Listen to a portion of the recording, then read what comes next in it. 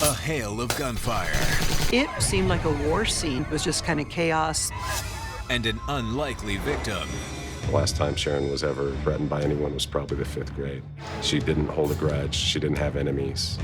To track down her killer, Lieutenant Joe Kenda must search the murky depths for clues and penetrate a vast criminal underworld. It is a franchised organization that operates in every state in the union. Has Kenda finally met his match? We're dealing with something more than a street criminal here. We're dealing with an extremely dangerous individual who is intelligent, who has a number of identities, more than your average bad guy. Evil things are going on in this world. We all believe that if we're not part of that process, we will never suffer. But evil is pervasive. It's like water. It washes over everything. There's one thing that never changes: murder. A life has been taken. Their stories are now my stories. I'm Lieutenant Joe Kenda. I've solved over 387 homicides. Somebody has to take control. Somebody has to look out for the victim. I never know where a case is going to lead, but I'll never stop until it's solved.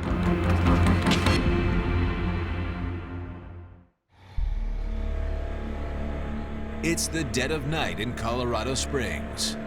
In a modest apartment on the south side of town, 7-year-old Michelle Osborne and her sister are fast asleep.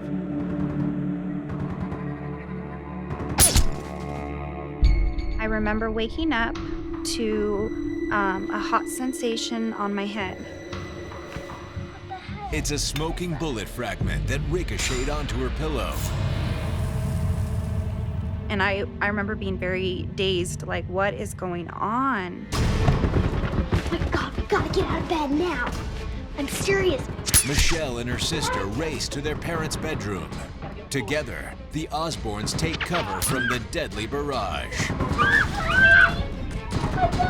It was just chaotic. Everybody was crying. We were trying to find a place to hide because bullets were still coming in. Honestly, with all those bullets, I don't know how we made it out. But the Osbornes' apartment wasn't the only one hit that night.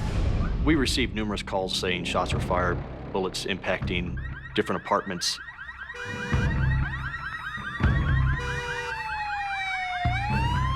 When officers initially arrived on scene, we found a number of individuals were actually outside looking around. Hey guys, what happened?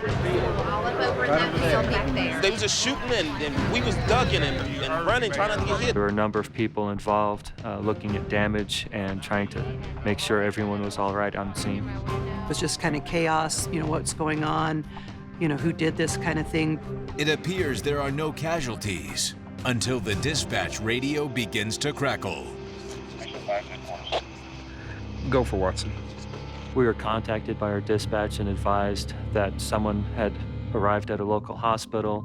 There was a passenger in a vehicle who was leaving this area when shots were fired. She was struck with a bullet. The driver of the vehicle took her immediately to hospital. She is deceased. 10-4, copy that. The apartment parking lot has just become a murder scene.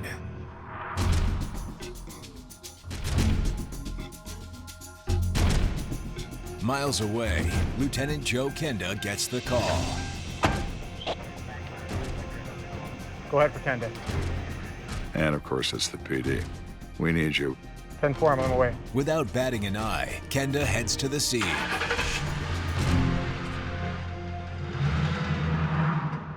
The 2100 block of Bruce Road is in a basically very rough neighborhood. These apartments are in poor condition.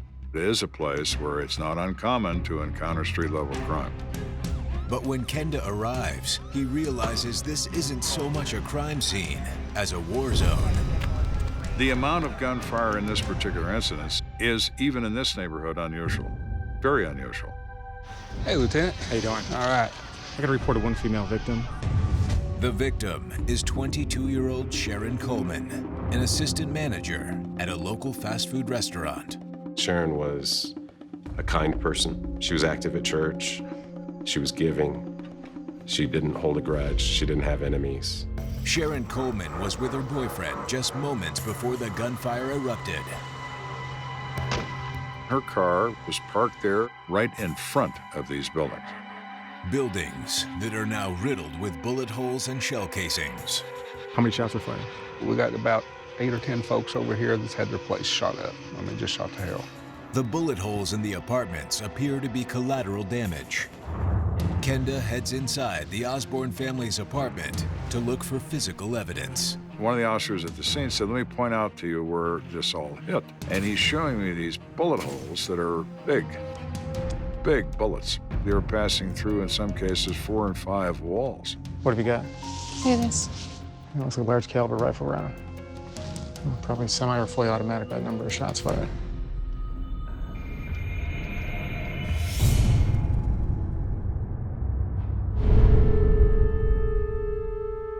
These bullets are very high velocity.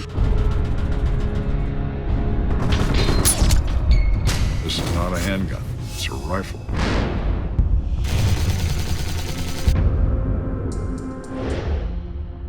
These types of weapons are used as military battlefield weapons. They're not intended for use by private individuals. They're combat weapons. If they're doing a rapid fire with a full automatic weapon, they're tough to contain. AKs are notorious for not being that accurate. It's clear that whoever shot Sharon didn't think twice about bystanders. Someone is very serious about using a very serious weapon. Detectives question everyone in the complex, hoping someone saw the shooter. So, sir, tell us what you saw. Gunfires just from all different directions, from everywhere. You didn't see nobody hit or nothing like that? No, I just heard it.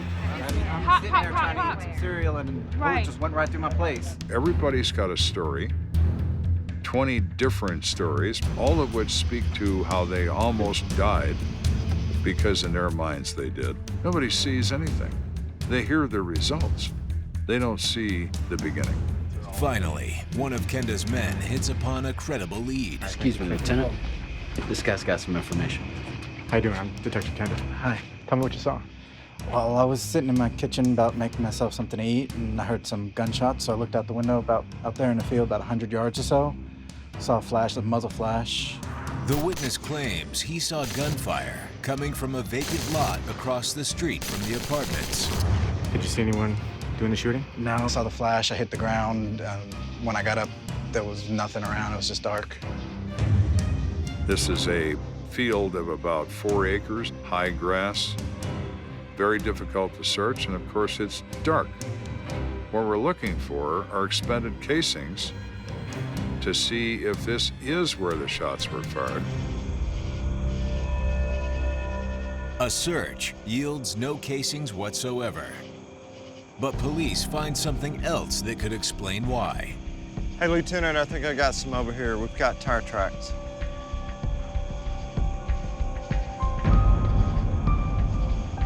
We have a shooter who's probably in a car who, for an unknown reason, opens fire in this complex. Expended casings wind up inside his vehicle, and he has disappeared into the night.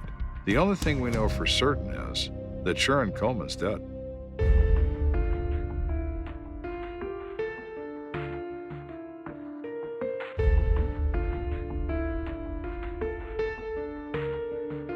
I was devastated when I heard about Sharon. You can't see this kind of horror coming. You just can't forecast it. It's like having a hand cut off and it's gone, and you don't know how to function anymore, you know, because just a huge piece of you is gone. With the Coleman family in tears, Kenda turns his attention to the last person to see Sharon alive. Her boyfriend, Sonny Wright. We have no place else to go but to go to Sonny. Can you tell me about your relationship with Sharon? Me and Sharon, we actually been dating for 2 years. Sonny and Sharon met because they were both working in the same fast food restaurant. Sharon was ambitious, so was Sonny. Everything was going very well. Sonny explains that his mother is the one who lives in the apartment complex where the shooting occurred. Sharon was visiting her, while Sonny spent the evening at an event. He arrived back at his mother's apartment a little before 1:30 in the morning to pick her up. How'd it go? It went good. How you been? God, I'm ready to go home. Me too. Get down! Get down!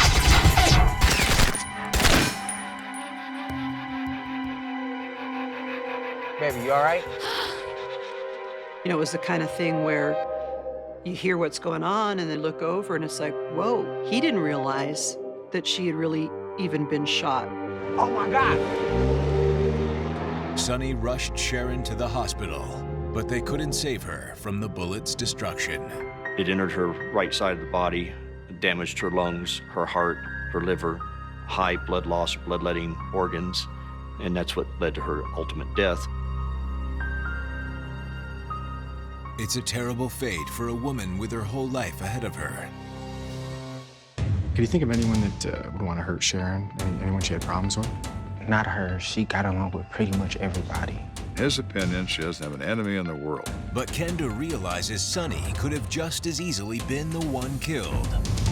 The question is, who was the intended target? Okay, Sonny. Then if nobody wanted to kill Sharon, maybe somebody wanted to kill you.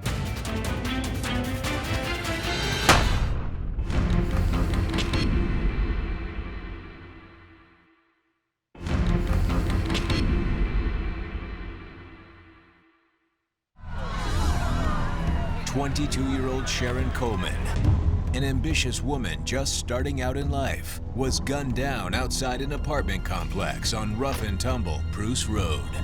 Get down! Get down!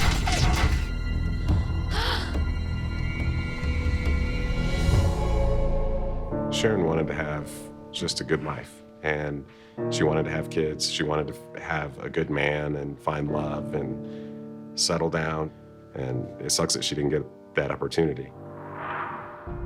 Lieutenant Joe Kenda has been speaking with her boyfriend, Sonny Wright, who was with her when she was shot. Sonny isn't convinced Sharon was the intended target. Okay, Sonny. Then if nobody wanted to kill Sharon, maybe somebody wanted to kill you. Do you have enemies? Is it possible these shots were meant for you? Is there anyone that you were having problems with? Well, it's this girl, China Doll. That's the only person that I can think of. Sonny claims China Doll hangs out with gang members. He's been worried about retaliation stemming from an incident on the 4th of July. Sonny's over at the Bruce Road Apartments. He's going to visit his mom. China Doll is in the parking lot with a couple other girls.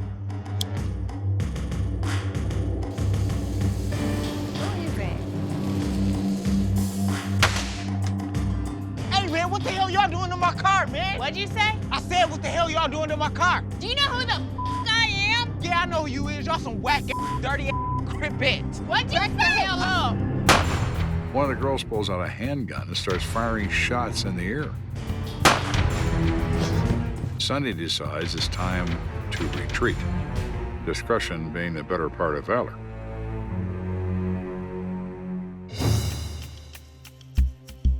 The confrontation is over fireworks. It's something silly, but there's nothing silly when you get involved with gang people.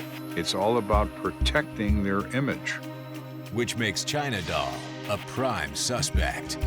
This girl is part of, or at least associated with, a gang. She is angry with Sonny. Could this have resulted in her getting her boyfriends, the gangbangers who fire some rounds at Sonny? Of course it could. Every time somebody's arrested, they are asked, "You have a street name?" And many times people are proud of their street name because it was awarded to them by their compatriots, and they'll tell you. So when that's noted on a custody report, a copy of every custody report goes to the police intelligence unit.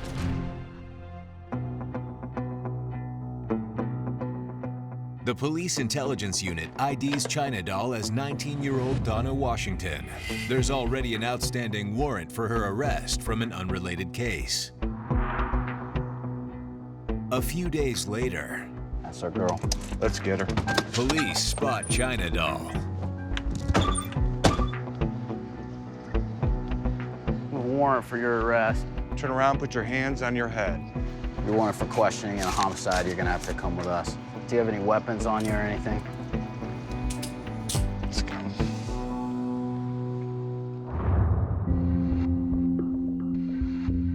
Sit down.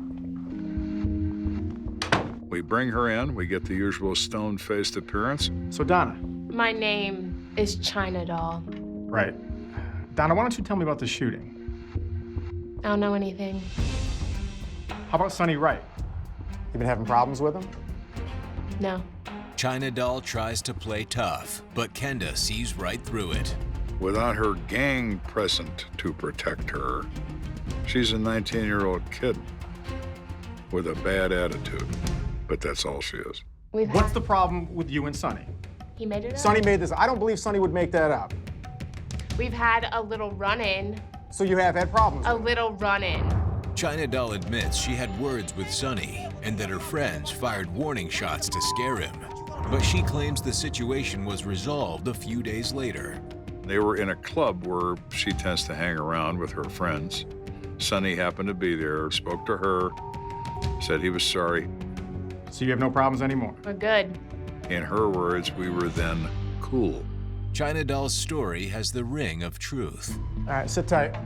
And with zero evidence linking her to the crime, Kenda all but rules her out as a suspect. The investigation into Sharon Coleman's murder is back to square one. Every murder case, it is a process. You chase somebody down a rabbit hole and you think this is a promising-looking rabbit. And you interview, you interrogate, and it immediately falls apart in your hands. Okay, back to the source, Sonny.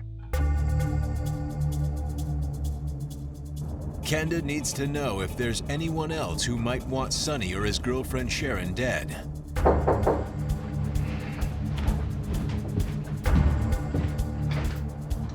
come in, Sonny? Yes.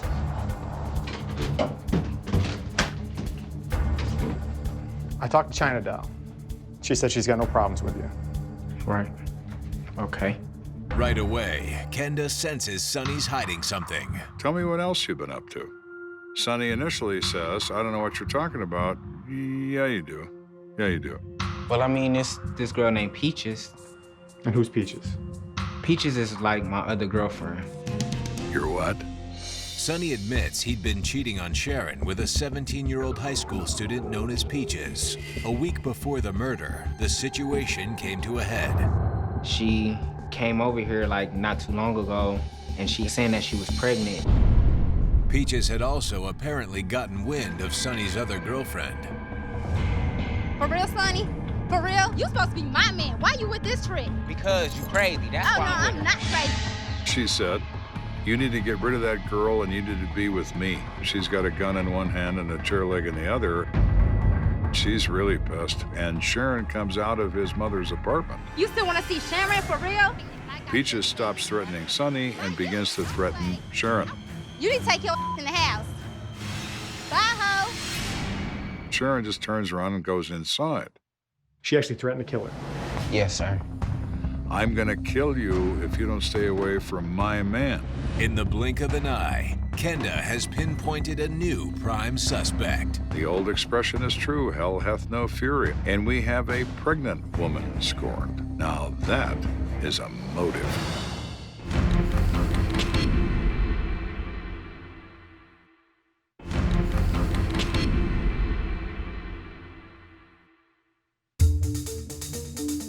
Sharon Coleman, a 22-year-old restaurant manager, was at an apartment complex with her boyfriend, Sonny Wright, when she was shot with an automatic rifle.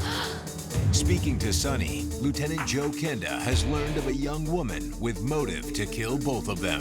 Peaches is like my other girlfriend. So you were dating her at the same time you were dating Sharon? Yes, sir. He stated that he did have some sexual encounters with her. and that she was stating that she was pregnant by him. I need you to go home. Nah, I ain't going nowhere. I will kill you and her. There is no quicker way to get somebody enraged than to play with their emotions. Look at you. Since he's not going to stand up and be dad, and he's got this other girl that she hates, how about if we get rid of both of them? According to Sonny, Peaches had some dangerous friends. Could she have gotten others to do her dirty work? So you know Sonny, that guy I've been seeing? Who was that? Well, he with this girl named Sharon. It's not out of the realm of possibility that she could be mad and say, I want Sharon taken care of. If I want to get rid of both of them, how could I go about doing that? You know what you asked? Yeah, you can do that. Oh, we got you. You just make sure you keep your mouth shut. Makes sense to me. This is human nature talking. So now our mission is to find her. Kenda looks for Peaches at home.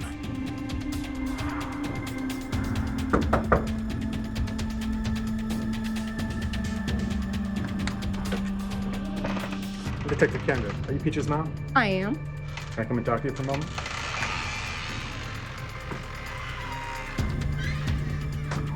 Can you tell me where she is? She's on vacation. She's a junior in high school. What do you mean she's on vacation? Tired of the stress of going to gym class. Where is your daughter? That's not your business. Listen, Peaches is in a lot of trouble right now. She's wanted for questioning in a homicide investigation. If you don't tell me where she is right now, you could be in a lot of trouble. She's in Mississippi with her grandmother. Your daughter needs to get her ass back to Colorado Springs because we're investigating a murder here, not overtime parking, and we are not gonna go away. So if you think we are, that's a serious mistake. Well, you need to tell her she needs to get back here as soon as possible because we have to talk to her. I'll get her back here as soon as possible.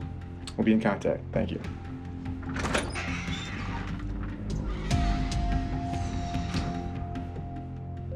The fact that Peaches went on vacation shortly after the shooting makes her a stronger suspect in Kenda's eyes. That fits with me in terms of somebody getting out of Dodge before somebody notices what they've been up to. Mothers always are uncooperative. They'll protect their young. It's not unusual for mothers to be confrontive and angry with the police. You encounter that all the time. They'll say anything to protect their own child. They'll disbelieve anything you say about their child. That wasn't an issue for me. What was an issue is that she's gone. She's in Mississippi, not here. And that she leaves within 2 days of this death.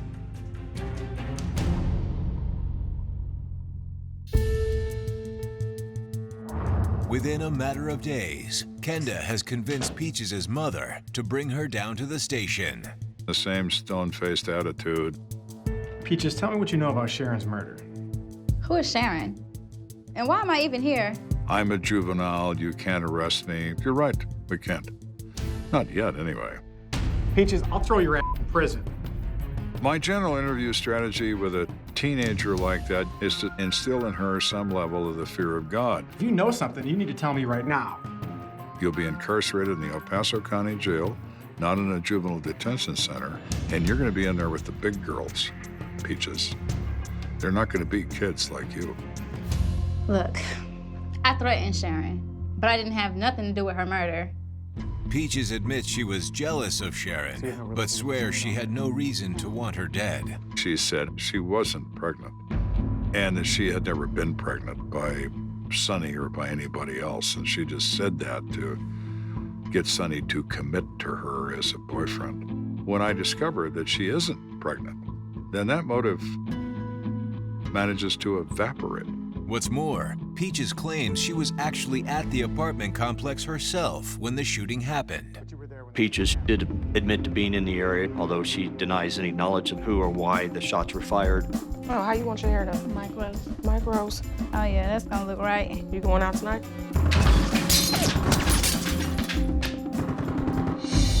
So there's people there that'll verify what happened? Yeah, my homegirls. All right. I need you to give me their names and numbers. She identifies the people she's with that night. There were 2 other girls. We independently interviewed both of them. They confirm it. Peaches looked so good, and now she's just out. Kenda is at a loss for why someone would shoot at Sharon and Sonny. What am I missing? What am I not seeing in this case? This isn't working for me. I want to look at the car again.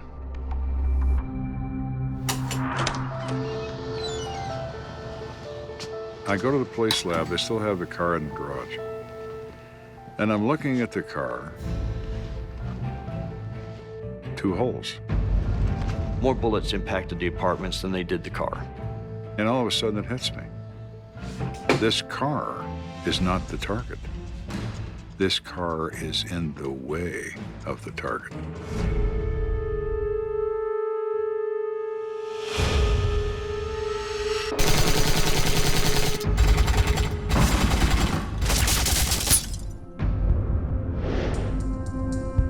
Sharon's not the intended victim, neither is Sonny.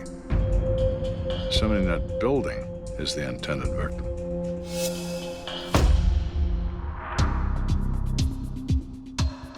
Kenda has his men do a little digging and learns the apartment complex is reputed to be a hive of gang activity. These are 81st Street Crips. They sell crack. What if they're part of this? The 81st Street East Side Hustlers is an affiliate of the Crips, the infamous alliance of street gangs formed in South Central Los Angeles. In the 1980s, the Crips spread eastward in search of new markets to sell crack cocaine. There is no 81st Street in Colorado Springs. We're talking 81st Street, Los Angeles, California. It is one of the original street gangs of the Crips who have franchised across the country. Kenda pays a surprise visit to the apartment the Crips have allegedly been dealing from. Colorado Springs Police. We got a bunch of reports about a lot of Crips hanging out here. I don't know what you're talking about. Reports that there's been drugs coming in and out of the place. Man, you wasting your time. She was fairly uncooperative. We almost anticipate if they're drug dealing, it's pretty clear that they're probably not going to cooperate with police. They don't want to spend any more time than they have to with us. So it's hard to say based on her lack of cooperation whether she's directly involved in this case or not. You don't know anything about the shooting that happened here either? No. Nothing at all? I said no. All right, you have a nice day. Let's get out of here. With the niceties out of the way, Kenda moves on to a more persuasive strategy. The following morning, Kenda reaches out to his friends in the narcotics unit. We get Metro Vice Narcotics to set up surveillance on this apartment. Surveillance for sale of narcotics is done by a group of different vehicles and different individuals. Some of them on foot, some of them on a bicycle, some of them in a car, some of them just driving by, to make it look as routine as possible. They also use very small electronic cameras to record people coming and going from a distance. All of that information establishes probable cause, search warrants are obtained, and then a raid is conducted.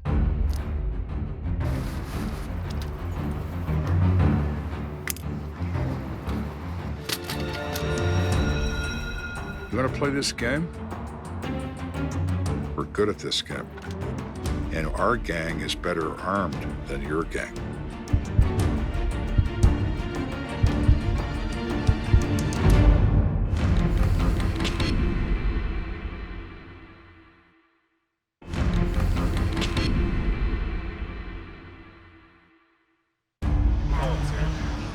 Lieutenant Joe Kenda is investigating the shooting death of Sharon Coleman, but he's come to believe that the triggerman was actually aiming for someone in the apartment building behind her. After learning that the 81st Street Crips sell crack out of one of the units, Kenda suspects they're somehow involved and asks the CSP narcotics team to conduct a raid.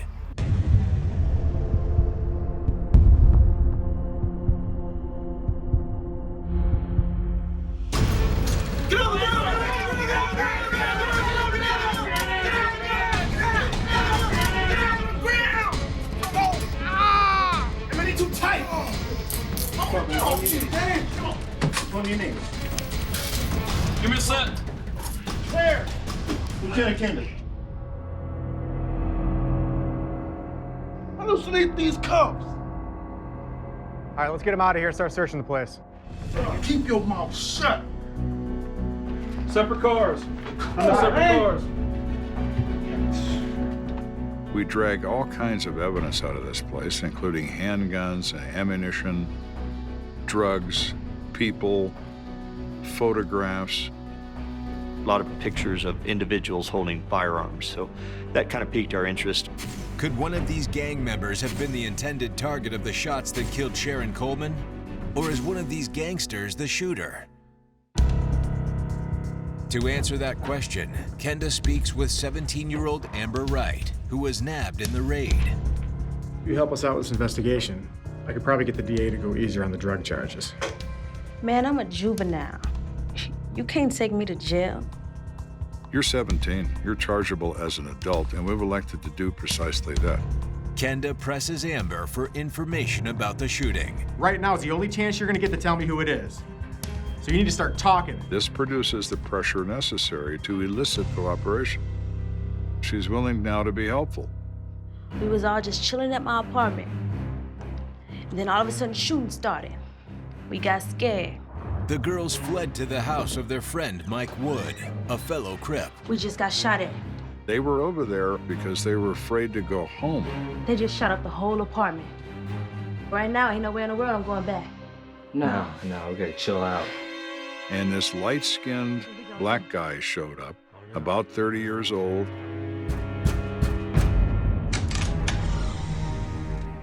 This man is a legend in the criminal underworld.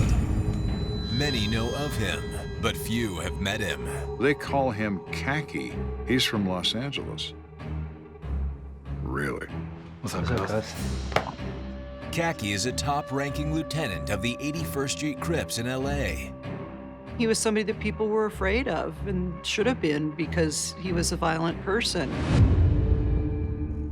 He told the girls that he's the one that shot up these buildings, but they were not the target of the gunfire, and that he apologized to them for scaring them and for hitting their apartment. Sorry about your pads. Got a little trigger happy with some East Coast Crips. Khaki explained that the East Coast Crips and the 81st Street Crips were at war. Some members of the East Coast faction had just moved into their apartment complex, and he wasn't going to stand for it. But this is some stuff we gotta keep between us, you know what I'm saying? We gotta keep this on the low. It's cool, cuz. Along with Khaki's apology came a stern warning. Khaki said, if we say anything, he'll kill us all. I believed him. He is one scary dude. When you consider that we have people who are involved in this gang life and routinely carry weapons, they speak reverently when they speak about Khaki. He is someone to be feared. Have you seen Khaki since then? No. He probably back at home. Probably went back to LA. If Amber's story is true, then Sharon Coleman may be collateral damage. This was a real break, and it gave us some real direction for us to focus our investigation on. Kenda connects with the gang unit for more information on his new prime suspect. Hey, afternoon, Lieutenant. You got time to look something up for me real quick? Sure, no problem. What do you need? The guy goes by the street name of Khaki. Khaki. Kenda and the gang officer search a moniker database for Los Angeles gang members. I am showing something for an Anthony Charles Blevels. All right, fantastic. Can you print that out for me? Sure. Khaki has multiple arrests in his file, but he's always managed to escape doing hard time. He is a black male, 6 feet, 200 pounds. He is 30 years old. He is from Los Angeles. So what you need? Yep. I appreciate it, thanks. No problem, no problem.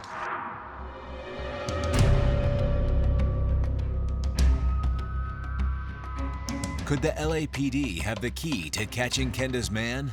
Yeah, I'm trying to find out some information on Anthony Blevels, AKA Khaki. He's wanted for a homicide here in Colorado Springs. It turns out they're very familiar with Kenda's suspect. He's a big player in the drug operations of the 81st Street Crips. He is a guy who belongs to this gang, and he is sent to Colorado Springs to organize a subset of that gang to sell drugs and send the money back to LA. The LA detectives tell Kenda they have an informant who might lead him to khaki. We have an associate of his in custody right now, in jail. We think he might be helpful if there was a hint of maybe a reduced sentence. I understand. Well, my, Mr. Blevels. You and I are going to be talking about this. Kenda hops the red-eye flight to Los Angeles.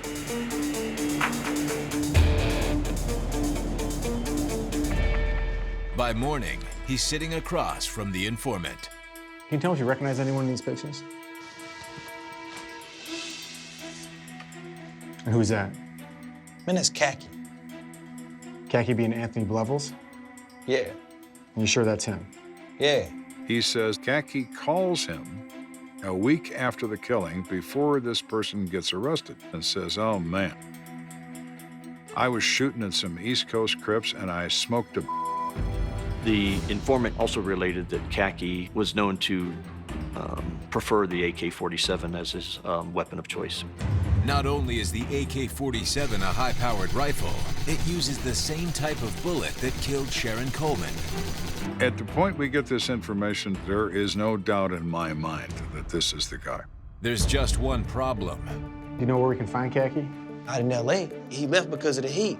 The informant doesn't know where to find Khaki. He's disappeared into the shadows. He knows we're looking for him. He knows what he's done. What's more, the informant tells Kenda that Khaki uses multiple identities to throw law enforcement off his trail.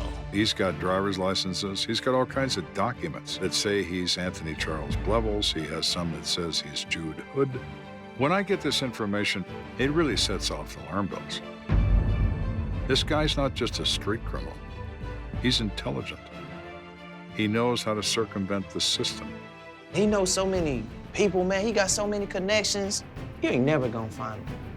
We'll see about that.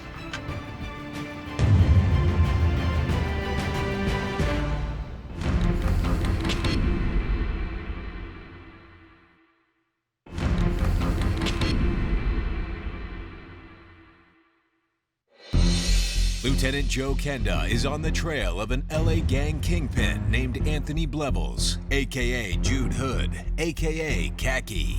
He believes Khaki was shooting at a rival gang in the apartment complex. Get down! Get down! And wound up mortally wounding Sharon Coleman in the process. Everything we've learned all fit together like a glove. Khaki is our guy. But Khaki seems to have vanished into thin air. He intrigues me. This is why I got into this work in the first place. Now we have someone to pursue who is intelligent, who is concealing his trail, who has a number of identities. He's an extremely dangerous individual who considers what he does before he does it.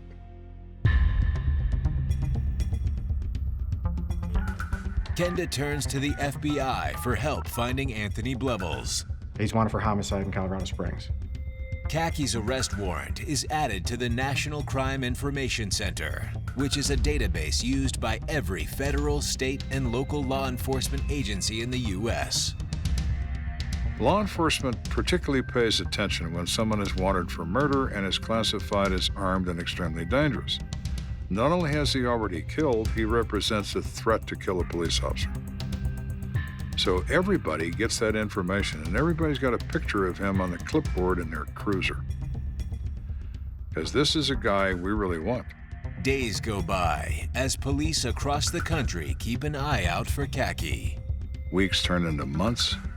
The months wear on, nothing.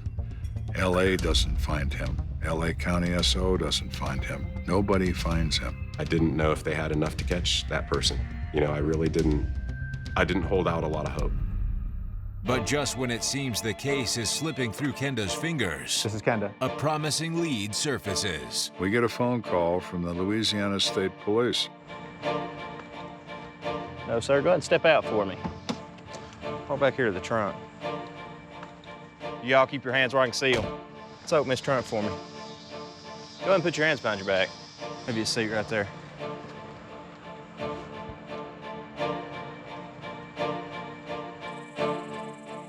They had made a drug-related traffic stop. Police seized 3 pounds of cocaine and multiple guns.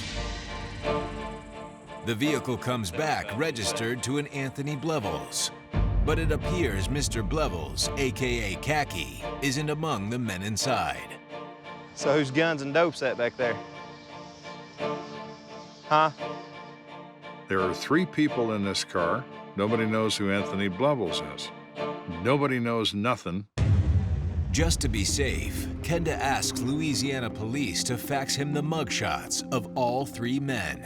The last one to come through is that of the driver.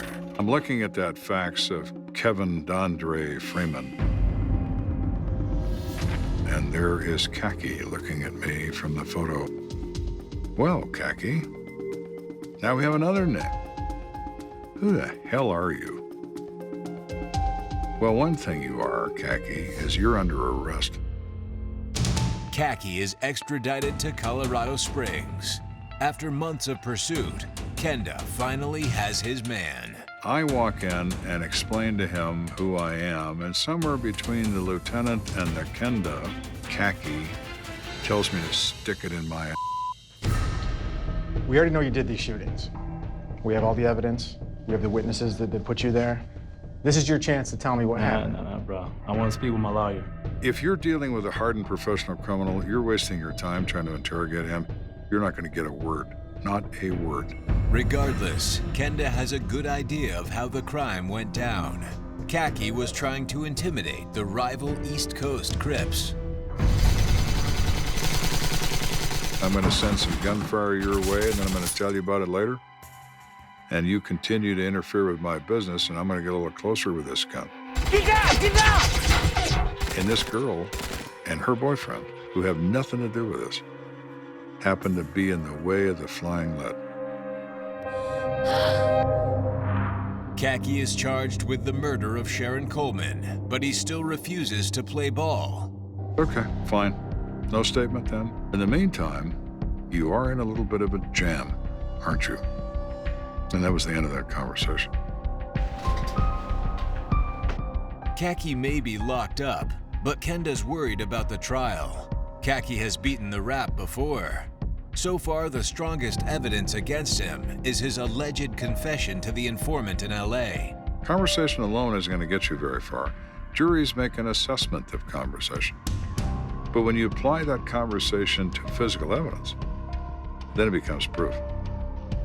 In search of this proof, Kenda re-examines the statement Amber Wright gave about meeting Khaki at Mike Wood's apartment just moments after the shooting. Sorry about your past. Got a little trigger happy with some East Coast Crips. Why did Khaki visit Mike Wood's apartment after the shooting? Was it for help? Between us. To avoid serving hard time, Mike agrees to talk. We explained to him the difficulties of him withholding information in a first-degree murder. Well, Khaki came in, started talking to the girls. He grabbed me, took me outside. After the shooting, Khaki gives me an AK-47. This is the gun I used in the drive-by. He says the cops don't know about him. They don't know about this gun. All right, so what I need you to do is take care of this. I have no business, bro. So what'd you do with it? I scratched off the serial numbers and threw it in the reservoir. Rampart Reservoir provides the drinking water for Colorado Springs. At over 100 feet deep and 13 miles around, recovering the rifle will be a challenge. You know exactly where it is? Yeah. All right, we'll set it up. Can the police department's dive team save the case? They primarily are used in the recovery of dead bodies. They're believed to be in a body of water, either accidentally or through homicide. They on occasion are used to recover evidence. 4 days later, Kenda brings Mike to meet the dive team at Rampart Reservoir.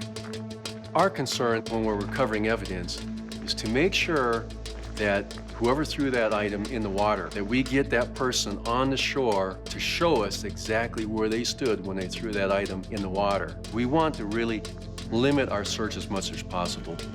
Mike uses a rock to point out the area where he threw the AK-47. All right, guys.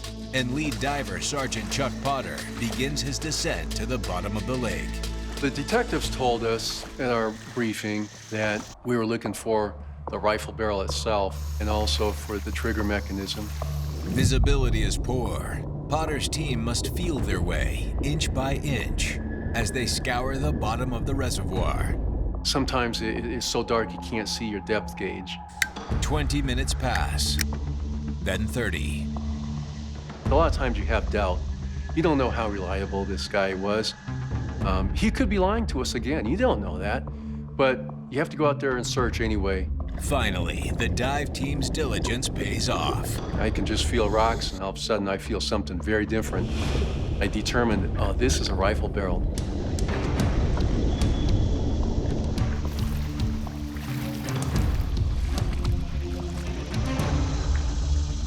There it is.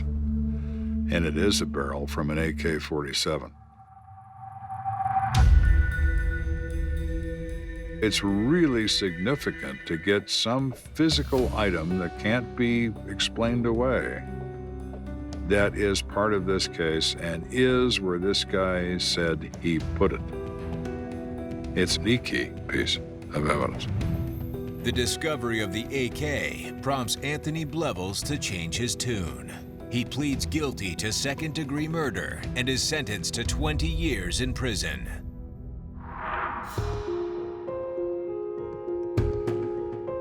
I think there's relief in the community that we have a police force that has the ability to take a very complicated case like this, to be able to do the legwork, to put these people behind bars.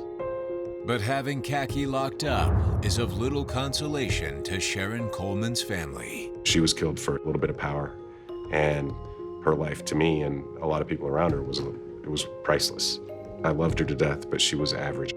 Not powerful, high-profile, influential people, rich or anything like that. So Sharon's case could have gotten buried under a lot of paperwork, and it didn't.